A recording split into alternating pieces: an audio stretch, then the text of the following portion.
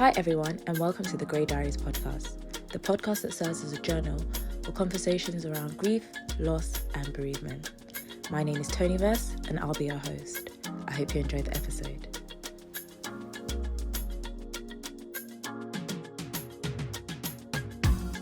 Welcome to Grey Diaries Podcast. Do you want to give yourself a little introduction? My name's Sarz. To be honest, I hate labeling myself because I feel like it's so limiting. Okay, so don't do it to yourself. Do it how the world does it. I mean, I guess people will say I make music. So humble. People say I make music. People say I'm a music humble. producer. Yeah. And they say I'm one of the best at it. Oh, a light flex. Not so me. what not my do words. what do the people know you as? The music producer. Name wise. Oh, Sarz. Oh shit.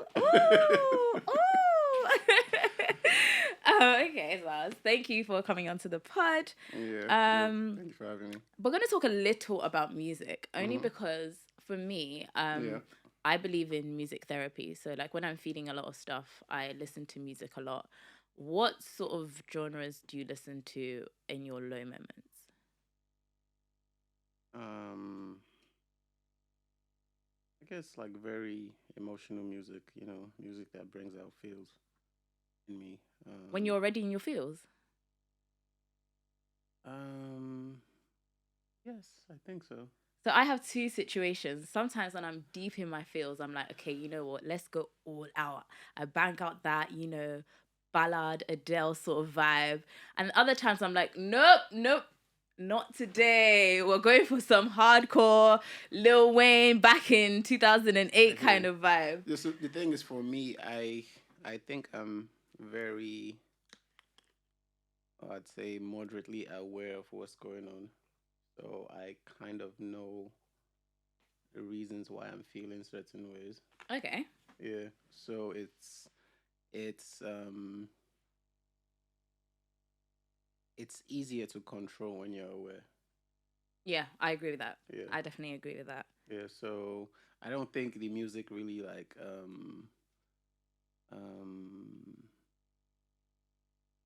enhances or how I'm feeling or anything, It's just a background factor for you. Yeah. Okay. And let's talk about feelings, specifically this feeling of grief. Mm-hmm. You've experienced loss. Yes, I have. I mean, this was last year? Yeah, it's a year now. A year? Yeah, 2 days ago made it a year. Oh, wow. Oh, yeah, actually, I saw that. I responded to your story. Oh. I did. Don't worry, it's fine. I was like, I was just wording, I was like, I'm in the middle of like a 1 million people sending love and support right now. But maybe like 40 45. But yeah, so actually this is probably pretty like still raw for you. Let's talk about that. Who did you lose? My dad. I'm sorry to hear that. I mean, it's fine. I mean, it's been a year, but a year later, how would you describe the feelings?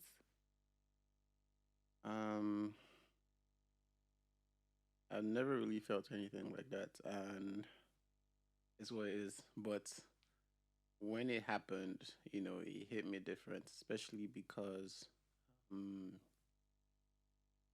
we had a conversation I think a week before, and he said he wanted me to come see him. He wanted to talk about certain things, and I was just so busy, and I was planning in my head I'd find time to go see him. And I remember there's this day I was having dinner with my friend, and I was telling her about my dad, calling me and saying he wants to see me and everything. And my parents are separated, by the way, so I mean there's a lot of like friction in that area. So I told her, and she was like, if you're gonna go, make sure you're ready, be careful, blah blah blah blah blah. Or unknown to me, that evening, while I was talking about him, he was actually dying. Oh wow. Yeah. Wow. Okay, so we're gonna get into that part. But you said something earlier. You said that you've always thought, like, you've always known, like, when your parents are gonna die, at some point. Are you one of those people who have sort of mentally had it in the back of my mind, my parents are gonna die, or you just live life like, they're here till they're not? Um, I know that's gonna happen. Also, I'm also aware that there's also a possibility I might not be here before them. God forbid, but as in Nigerian, I say God forbid, but I I think mean, like that I too. mean, I understand. Death is constant. Like, and there's no need to shy away from it. Yeah, It's no, gonna I happen. 100% agree. So But then the Nigerian in me can never allow me to converse. Like, it's weird because I have this whole podcast, but then the Nigerian in me is always just like, God forbid, God forbid. but they say what you resist persists. The more you say God forbid and don't think about it, that's when you So think about it are the you most. telling me I'm about to die? No, that's not what I'm I'm saying. joking. I'm Yeah, joking. that's I'm not what I'm joking. saying. But hey, the truth is, we really never know if we're being, very honest. No, we this don't. this might be. I know I'm about to speak like it's very dark, but this might be the last time we see each other. That's so dark to think about. It's first and last. Imagine. I mean, it's we pray for grace and long life for that not to Yeah, happen, but nothing promises tomorrow. that's right. That's Yeah. right. So, I lost my thoughts. No, I so that question was just genuinely about like your mindset about Okay, yeah, about my dying in mindset, yeah. general. So anytime I'm with family, you know, or anytime like I see my mom, sometimes a thought crosses my mind, but it just makes me like enjoy the moment even more. Yeah, Yeah, 100%. yeah. 100%. So knowing that, it makes me just live like, that would be the last time I'll see her. I think loss makes you more aware of, the fatality of life and then of death rather. And you kind of become more intentional and deliberate about the time you spend with people. Mm-mm. So in it, you want to be as present as possible, Mm, but you also want to make it as memorable as possible as well. mm, And it's weird because, I mean, not to make it about me, but so my grandma died in 2015. yeah. And I was talking with someone the other day, and I was like, I started forgetting what she sounded like. And a friend I hadn't spoken to in about a couple years messaged me. She's like, "Oh, do you remember one time you sent me a voice note and your grandma spoke in the voice note?" I was like, "Wait, what?" And she was like, "Oh yeah, she's gonna find it and send it to me." And I was like, I love that, in living with my grandma, I just used to make her do random stuff, Yeah. and she was able to send that. So now I'm gonna have this keepsake of her voice, like long after she's passed. So I think like it's when people have passed that you remember. You know what? Everyone else that's here, I'm gonna do my best to sort of, as long as I can. Like if you go today, there's enough of you to live with me. I mean, there'll never be enough, Yeah. but there'll be something. You know how I see the concept of death sometimes. I think it's a wake up call. It's a way to remind us of what we have and what we cherish. I mean, in essence, we don't really like anything, but I mean, No. what's here and now. It's a way to wake us up to the present, Mhm. and just really like live in that moment, Mhm. as to I as agree. to yeah, being in, I agree. because you know even after a loss, after a while, we tend to forget again and go back to our old habits of not speaking to someone when you feel they've wronged you or something. Things like that. You look Yeah. like I mean, to be honest, my personality is not. Yeah, I'm very what you doing? Discuss it, and I move on. Like I don't. I mean, I'm not But I'm not I'm making that face because like that's not the only toxic thing that we do as human beings, yeah, yeah. So and the generally thing is like the thing is so there are things where like certain things happen, in our lives, they might be tragic, but they happen to wake us up Yeah. because a lot of us are. Ooh. Y'all ain't as woke as you think you are. No, I agree. Yeah, some So of us are asleep, so things like that happen, so we can be reminded of what we are here to do. purpose. Let's go back to the wake up call for you. Walk me through the events of like your father's death. I got a call early in the morning.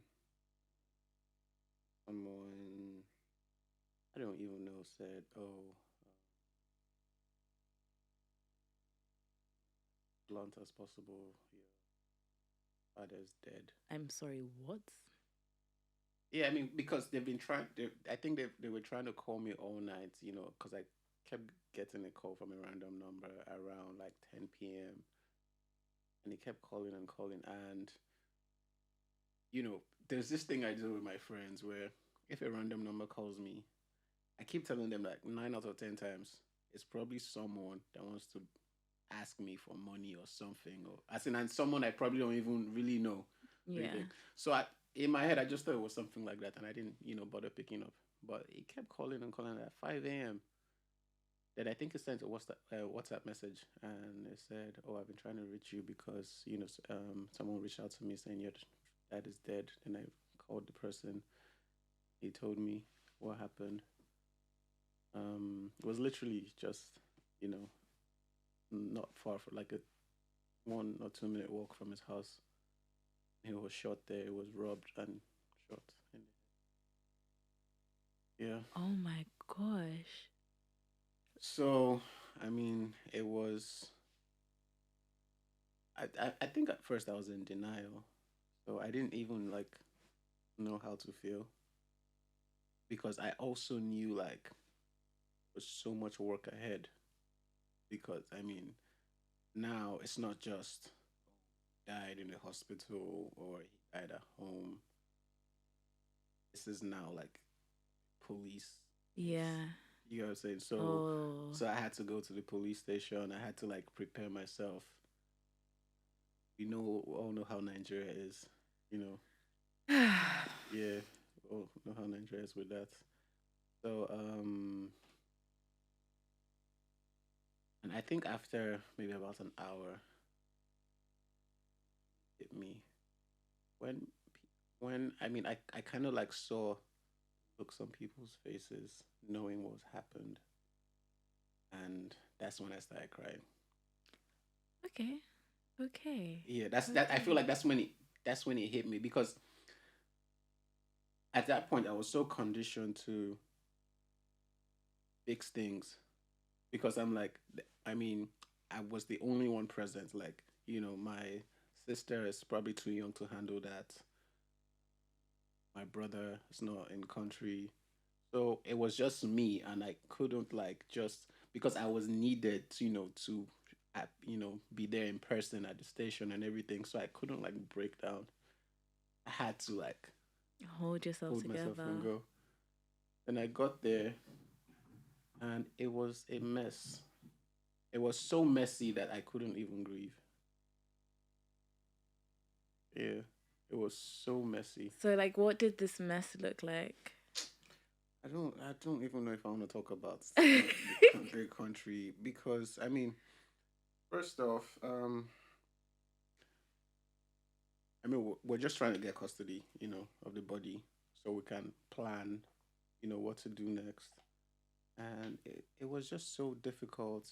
They said we had to get papers from the court, had to get this, had to get that, blah blah blah, a lot of things. Um, the woman that reported the case, the woman that owned the bar that happened, the incident happened, she was arrested as a suspect. Um, Her brother was trying to get her out. Also, like, and also there's a part of like my dad's family that um wanted police to investigate the case. Personally, I didn't want that because at the end of the day, even if you find the person, what's gonna happen? Jail? It doesn't change anything. Okay. I mean, that's how I see it. For me, Okay. it doesn't bring any peace to me. Yeah. So, and I just think, as and I also know, like that's a waste of time. Like in Nigeria, like they would just keep going back and forth. And mind you, you know, you're paying for everything. Yeah. You get like, you're not. They're not investigating out of pocket. Yeah, Yeah. that's a fact. Yeah. So I wasn't really like interested in that. To get the court papers, court's on strike. Goodness. Oh my goodness. Yeah.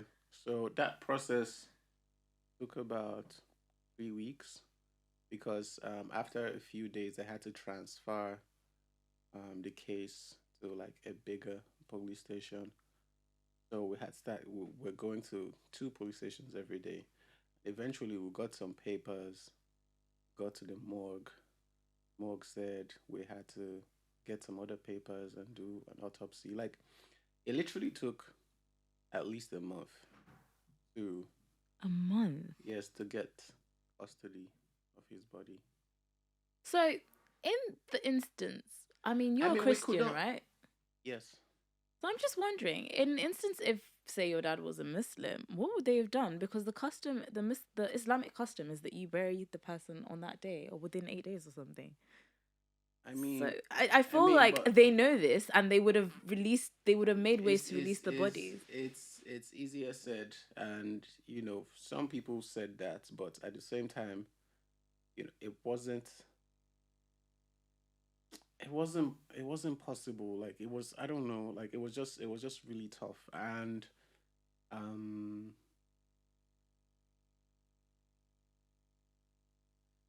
like imagine if because I also know people, you know I called in favors from people to like out you know The the process. process, but even at that, That and it still took a month. yeah, it still Yeah, took, no, yeah, wow. it still took that long. And also, it was in the pandemic. It makes it worse. Whew, this Makes is it a worse lot. as well. Yeah. Wow. Wow. So after the month when you were finally when you finally got custody of the Yeah. body. Sorry, question. What part of Nigeria did this happen? Lagos. In Lagos. Yeah. Okay, so you've taken a month. So your dad's died. You've spent the whole month doing up, you know, justice. Well, not necessarily justice in that way. Just trying to get your dad's body. You got the body, and then how soon after did the burial happen? Um, at that point, I wanted it to happen as soon as possible, because if it took longer than usual, then it would just. I just wanted that to happen, and so we could just move on because it was just so heavy on everyone. And my dad comes from a very large family where you give that decision to the family to decide, they probably won't bury him till like the end of the year.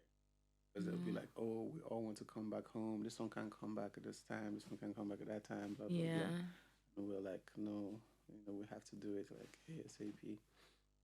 And that was a hassle in its own, which was even tougher than, Nigerian police. Like, And but Nigeria large family dynamics yeah, is a whole yeah, genre of whatever in its own. yeah, like it was a lot. And also like paying last respect, seeing his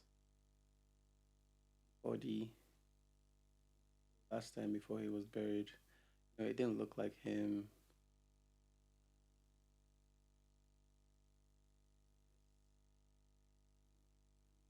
Even like seeing his body at the morgue, and that was my first time ever. into the morgue because they had to go in there to identify. Identify his body. Yeah, and I couldn't even go close to the body, but I just knew that was him, and I saw dozens of bodies. That like it's feels like that's another world. Wow. Yeah, and the people that work at the morgue are so desensitized because they're used to that. Yeah, like Yeah. I literally saw um men from the morgue trying to carry body and put in the van. Obviously, the family of the deceased outside the morgue, crying and stuff. And I think the body was kind of heavy. They just dropped it on the floor. Yeah, I wouldn't. I would just. They just Yeah. dropped it on the floor, and the families were just crying, and they didn't really care. And from their perspective, I get it because hey, It's just another. It's it's just just another one. another body. Like it's just so. I mean, that experience made me. It changed my life. It made me see life differently. I think it changed my life for the better. Of just like gave me more insight, gave me more understanding to certain things, and it also Okay, so we're makes me. gonna get to that change in a bit, but I want to know. So during from like over that 1 month period and then leading up to the burial, Yeah, what did grieving look like for you? it was a mix of emotions. Sometimes I felt okay. I felt normal. Other times I was just alone. Just I was just alone, and it just felt like we had myself and God.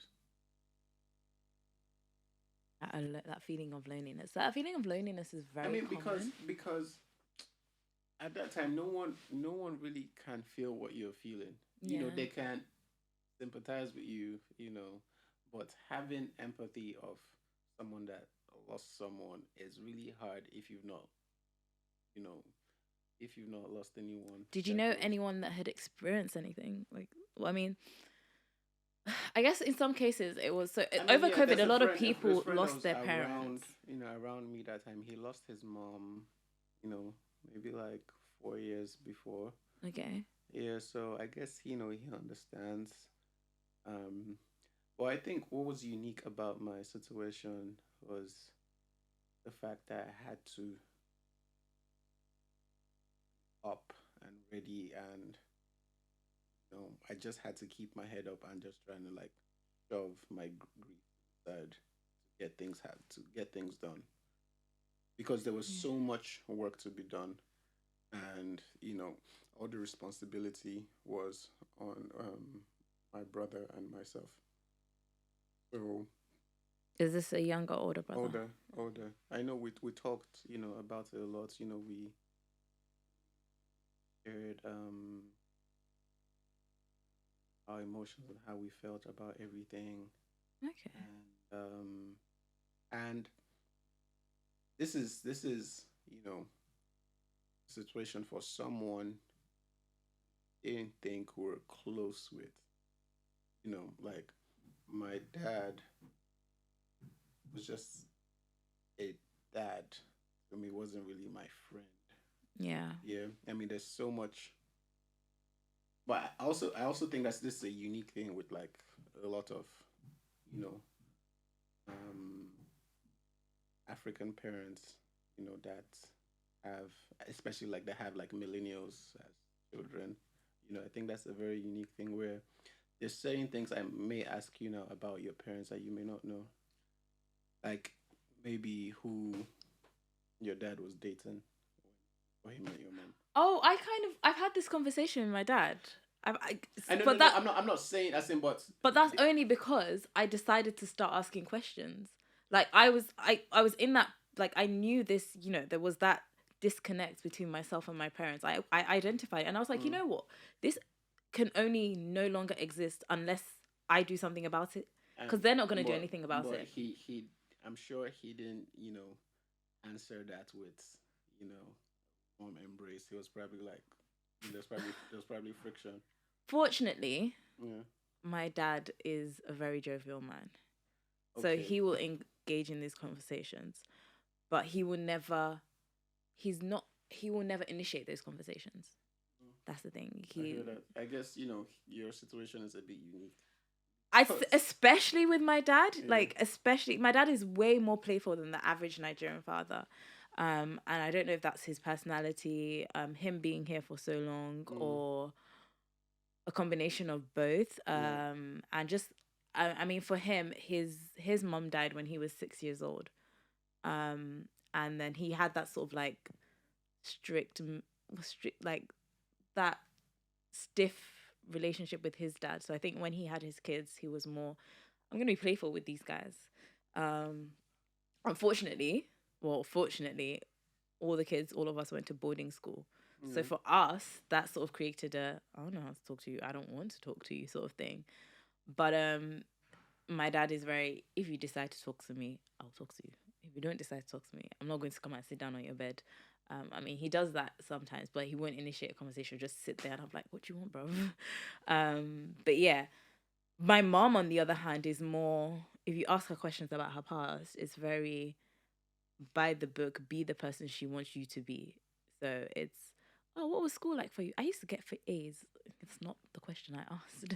But and I think that's more in line of the kind of parental relationship that you're identifying. But yeah. Mm. Yeah. So, and I wish could we got to a point where that could change, but that didn't happen. I mean, I don't blame myself for anything. It's really not my fault. I don't think it's anyone's I fault, mean, but and I I think don't it's know. everyone's I don't think it's anyone's fault. responsibility No, no, to change the situation. it's everyone's. Like all parties involved. So like if there's two people in a relationship, I Not think both people necessarily. can do something to make the relationship different. Yeah, I mean, what you can do as, I mean, you can be open to receive, but if whoever is giving is not willing to Yeah, give, there's that too. you know. There's that too. But I feel like sometimes, and this is not necessarily about your relationship with your father at that point, but more in general, sometimes people don't know they can give, um, if they don't think their giving will be received.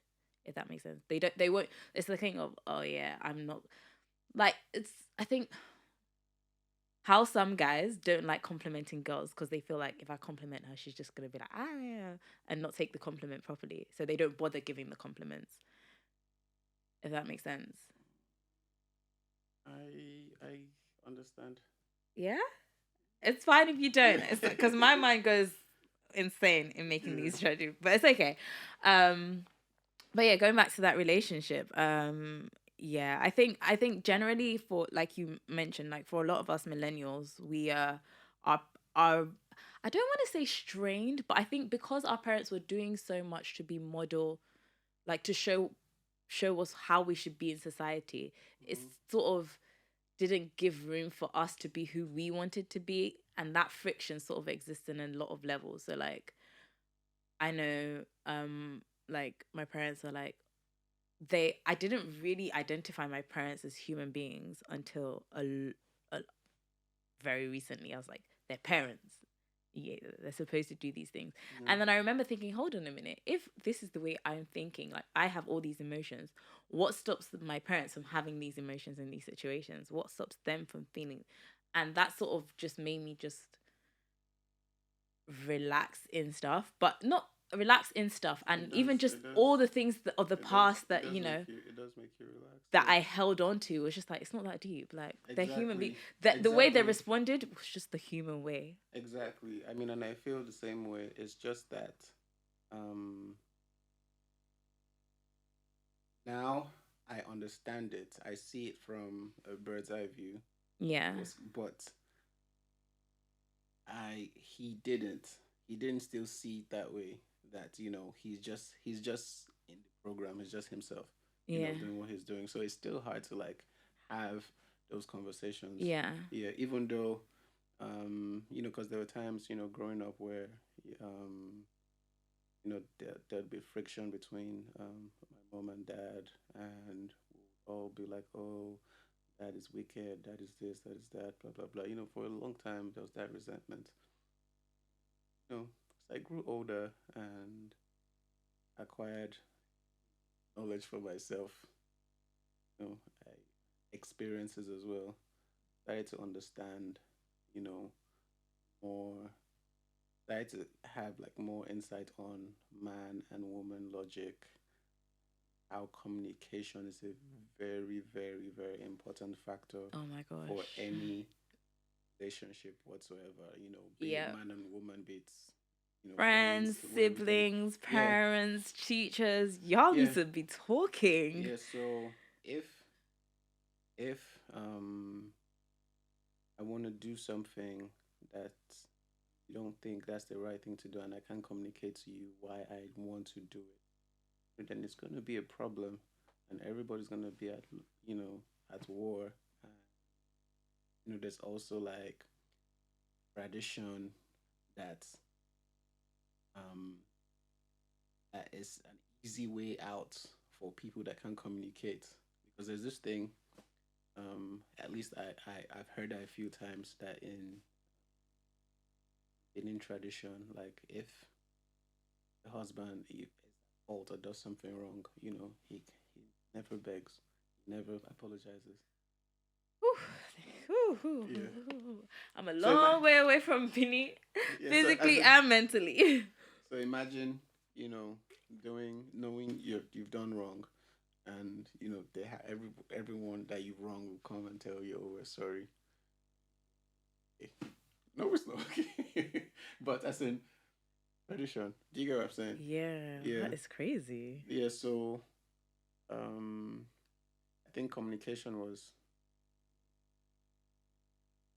is major problem with um parents and children. So let's. How did your dad feel about your career path? Mm. Uh, it wasn't easy. Wasn't easy, and when I decided to make music, he didn't support me, and I didn't understand why. Because he just thought I was up to no good, and I was just using that as a cover. Yeah, said, "Oh, I'm going to make music, or I'm going to produce, blah blah." He just thought I was, up Yeah. to no good. Like they thought the worst. Yeah, and he had like very strict. Um, he just made things really difficult in the house for me, because Yeah. and I knew that's what I had to face, and just because of how I was raised by him, became very sensitized to um his different discipline acts, and it wasn't anything for me anymore. So I just kept on, making music. However, my brother and my mom were so supportive, and they kind of shielded me. Oh, that's lovely. Yeah, knowing that if you say you really really want to do music, do it. And I think that also helped. Knew it had to work out, and I knew like, okay, I have a point to prove. Backs against the wall. Did he ever or eventually accept it? Oh yeah, I mean, there was a day. I think he was with his friends, and someone told him like, "Oh, your son produced this song." I think, Oh. yeah, I think from that day, things change. I feel like that's And one thing parents yeah, really want, to be able no, to so talk, that's a, brag about their kids. it's not even just about being able to talk. I think it's the fact that they project their fears on you based. Ooh, let's not get into. Should we get into that? Oh my. Ooh, parents and projecting. Keep going. Yeah, they project their fears on you based on their experiences, Mm-hmm. which I can understand why. Yeah. Instead of them, you know, supporting you with love, you know, in you to experiencing things by yourself. Um, so when they do that, they're afraid when you choose something they don't know, and obviously there's a reaction for that, which is fear. Fear comes uncertainty. They don't know what's going to happen, and Yeah. then oh, you better do this. If you're not doing this, then There's so many no more. faith in the road ahead. Like Yeah. they So, don't but the see thing it, is, so they don't once they believe it's see, there. yeah. So, but once they see, some parents once they see like a glimpse Hmm. of success, they start to support you. Yeah. Some they have to see you big time. Oh, that's my son. That's my boy. So That's my daughter. did did you ever get the, oh, my son made this from your dad? Yeah, I mean that's after a while he's there calling me Sarz. Oh, I love that. I wish my parents would call me my nickname. Yeah, after a while he's there calling me Sarz. My my mom and my brother. I mean, my brother knew about my love for music from early. Yeah. Because I mean we're Siblings, innit? siblings. Yeah. My mom, I think she also heard like my early beats, like, and she knew like this. You're actually really good at this. Mm. She heard it and it made sense to her. Like musically, she heard it and she enjoyed it, and she also saw that I was spending so much time. You know, I wouldn't. I would be in my room making music day till night. So she just knew like, okay, this guy's passionate about something. Also, I stopped asking them for money because I Why was is that a wake up call for them? no, no, no. Why? But I mean, at the end of the day, they want. I feel like they want the best for you. As in everything, projecting their fears is love, in a No, sense. 100%, 100%. Do you And I get what I'm think it's saying? Yeah, as in because like I like the highest um form of fear, indeed, like love itself. yeah. Yeah, I think it's interesting because we said how the projection is, the fear of the unknown, but I feel it's also to an extent the fear of the known. So for some of our parents have struggled at some point in their life and they know what that struggle is and they never want us to go through it. that's what I'm So saying. because So of it's what also they that's know, also that's why I say it's yeah. also love. And when you said that it's the fear of the known, it might also be a thing where um they don't know. Like I'm talking about kids that choose like musical careers or creative careers. Yeah. They don't know anyone in the creative space that in is in their idea of success. Yeah. Yeah. So it's hard for them to convince themselves Yeah. for you to go that, way as Yeah. well. Yeah. 100%.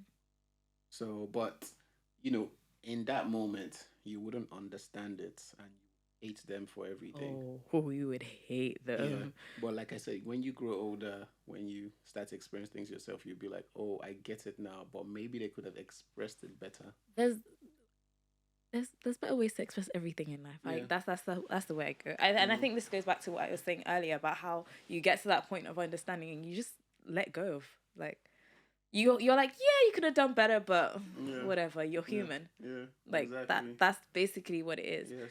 And I think yeah, just knowing that, like, having that parental just having that knowledge about our parents, and that, I guess, giving them room and forgiving them as well, just makes things that much better in the relationship. So, um, I mean, that story is there's a lot. There's a lot that happened there, and you know, you've spoken about the before as well, the relationship before, but since the loss, so it's been a year now, how you mentioned that it's changed you.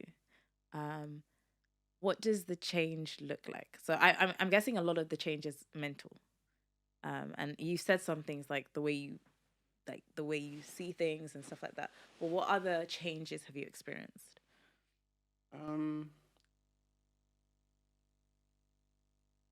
changed me so much mentally, spiritually as well, and also I think I'm more, even more patient, more forgiving, more just like, it's okay. Like, we're human beings and we're we're doing our best. You know, um, and I think, sometimes when things happen in your life, it also makes me see death differently. Okay. Do you want to talk about that? Yeah. So I understand the grief, like, but I also believe that don't ever die, change form. Hmm. Interesting. That's very interesting. I've never heard this. Keep talking. I'm listening. Yeah. So because I think we always forget that we're not our bodies. Oh, We're more 100%. souls. Yeah. We're souls that need bodies to um, be on Earth or to have the human experience. And when that human experience is over, become souls again.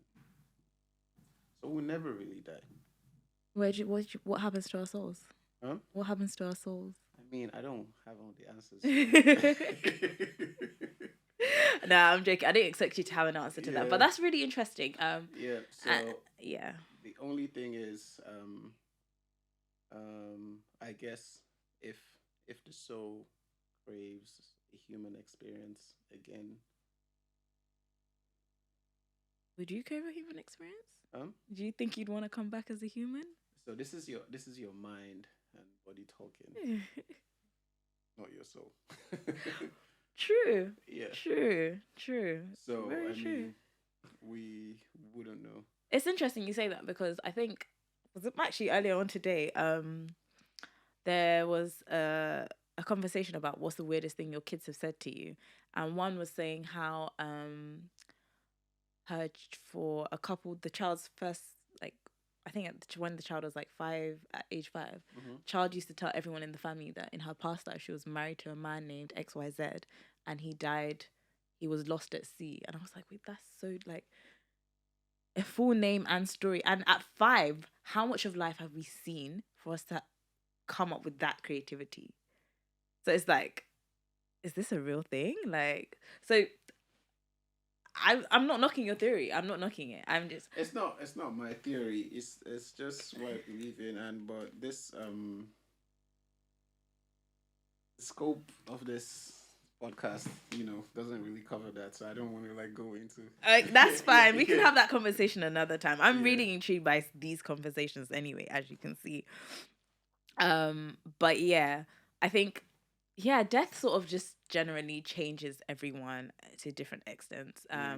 And I think the relationship you have with the person um that you've lost has I mean, so you said, how you spoke about how you and your dad weren't close as Mm-hmm. people would say it, but I think at the core of it there was still a bond that existed. Yes, I mean, Because like and now I anytime I think about my dad, I remember like all the amazing memories I have. All the times he made sure we had everything we wanted. I don't feel like any resentment towards yeah, him or anything like that. Like, yeah. it's all beautiful memories. Like, and that's why I said, you just become like more Yeah, forgiving. I think death And definitely yeah, frees us of that yeah. negative vibe, which is So funny so because if you think about it, like, I don't know if if your mom ever says this, but like when moms are like doing 1 million things for us, then they're like, mm, "Is it until I die?" And you're like, it's a bit extreme, like relax. But then when you think in context, that's basically what she's saying. Like you're not going to see the value of all these things mm-hmm, until like see it now and live now, appreciate these things now. mm-hmm. And as I don't, whether it's self-centered or not is not a conversation I'm gonna have, but in essence that's what it is.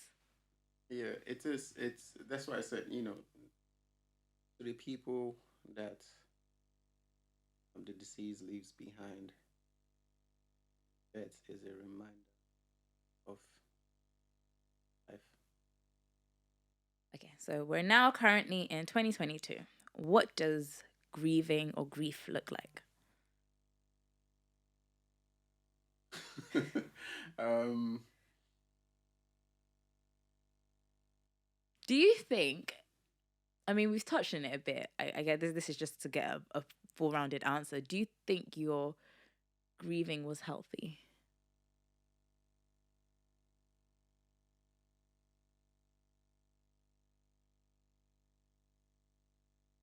I don't know, to be honest. What would you consider as healthy grieving? Who sets the benchmark? What's, I'm asking, what would yeah. you consider as healthy grieving? I mean, making sure you feel every, emotion, not suppressing anything. And do you think you did that?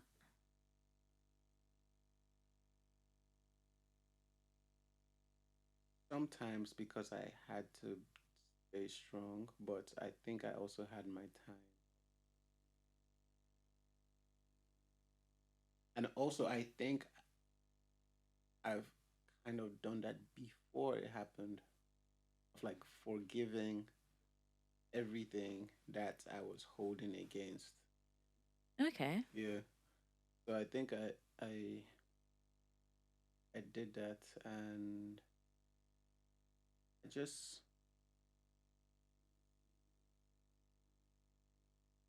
I mean, there's definitely certain things I wish happened. I wish we had vision and met somewhere understanding. Mm, But I don't blame myself for that not happening. yeah. You know, life happens. So I think, forgiving myself for everything made made things better. And So you'd say you had healthy experiences within your grief. I would say that, yeah, I would say that, instead of like, holding those emotions or passing, those emotions physically to other people. Fair enough. Fair Yeah. enough. Okay, so your music. Yes. Did did your loss affect your music? Did it change the way you do music, the way you see music, or your music goals? Or I don't know. So the thing is, when I make music, it feels like I'm doing what? Because I lose consciousness of time. mm-hmm, mm-hmm. So everything else, nothing else matters. Okay, Yeah. okay. Yeah. So I don't know if influence the kind of music subconsciously, It maybe, might have. maybe. Okay. Yeah. And was there like, so you know how you said you had a shift in mindset? Do you think that sort of also applied slash translated to what you want, what you hope to achieve out of music? I don't quite understand. So I guess this is just more of a generic question. So knowing how you're realizing, like you've realized it hits you, you know we're all gonna die Mm. essentially. Did that change sort of like, okay, I'm gonna die someday, this is what I want to do in music before I die? Did it change those goals or sort of, or it had no effect? Um, it did. I think it just made me more easy, you know, as to saying, "Oh, I want to make 500 songs, or I want to do this before I die." Like, I want to do things I love. I'm not going to kill myself over anything. I feel Okay. like it's the opposite for me. No, and that's No, no, fine. I no, think no. I think Yeah, that's important. yeah. But the thing is, you know, just because I'm saying this right now doesn't mean this truth will stand. I love that. I love that. See, Because I'm an if I advocate of change. I yeah, feel like human beings don't give room for people to change yeah, and expect you to yeah, stay they're the same for the so judgment entirety exactly. So of life. I'm just like, excuse me, if I wake up today and I do not like okra soup, I do not like okra soup. exactly I'm 30. I've liked it for 30 years and today it's expired. it's You expired. come and beat me. Exactly. So if I walk out this room and I feel like I want to make 10 albums before the end of the year, Oh, come on, energy. then that's what I'm going to do. Put me on one. Who said Then that? that's what I'm going to do. So, but as of now, I just know like you know, life's a marathon, not a sprint. Pace yourself. And your relationship with your family. So maybe let's talk about maybe your mom. Did have has that changed since your dad's death? Yes, I mean, especially from my end, I think I've been more open. Definitely,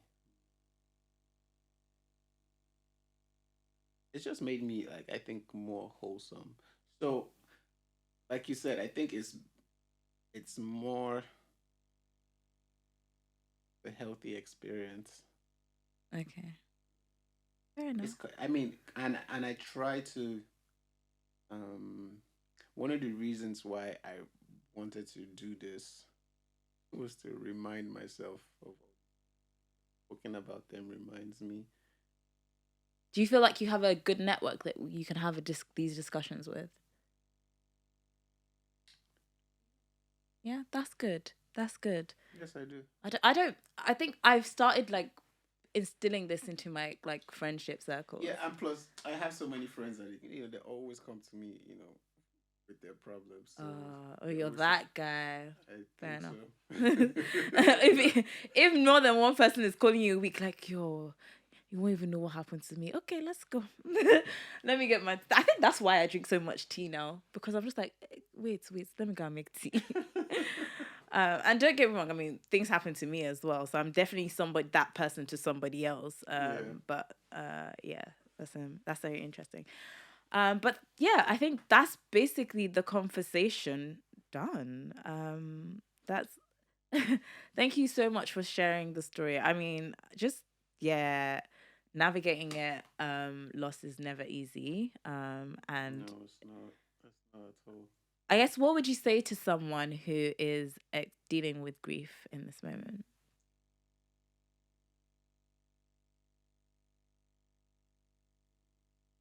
You and yourself. Try and yourself from a third person's perspective. Yeah, how does that work? I mean, like we're so unforgiving with ourselves. I know that part. Definitely Yeah. myself. Yeah, exactly. I think like things that, you know, certain things that your friends go through, you give them like the best advices and be like, it's don't worry, it's okay, be I think Sarz is dragging me. easy. Keep going. Don't worry, it's Let's hear this okay. point. Let's get Don't there. worry, it's okay, be easy. Tomorrow will be better, you'll be fine.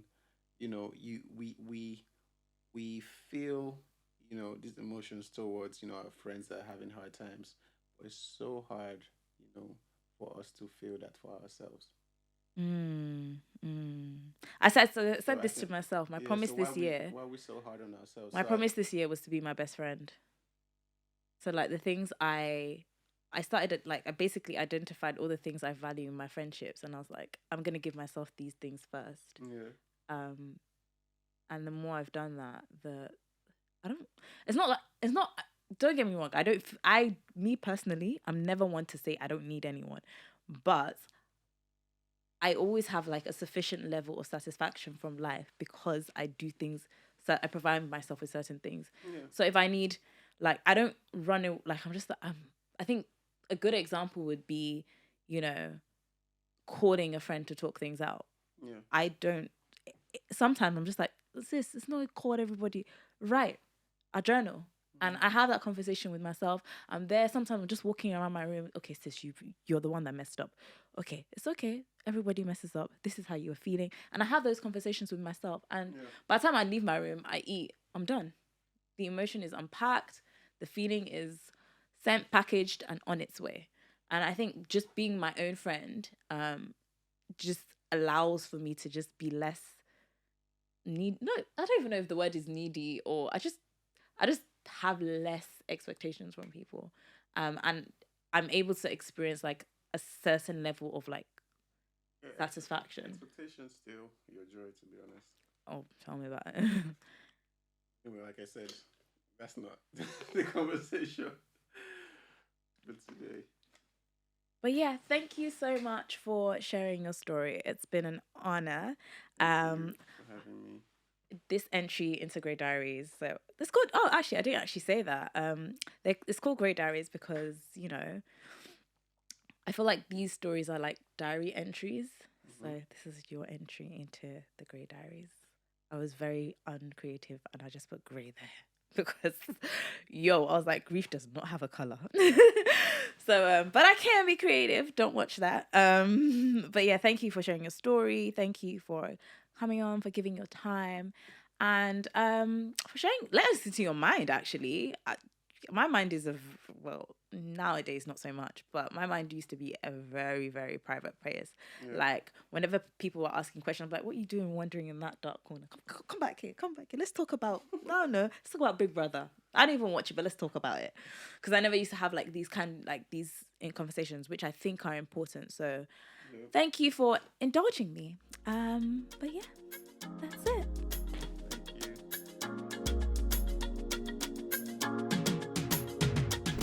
Thank you for listening to the Grey Diaries podcast. I hope you were able to connect with that episode.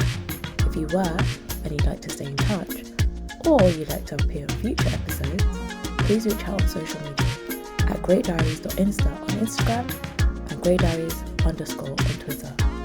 The conversation is neither black nor white, but I'll always be sending you love and light. See you in the next episode.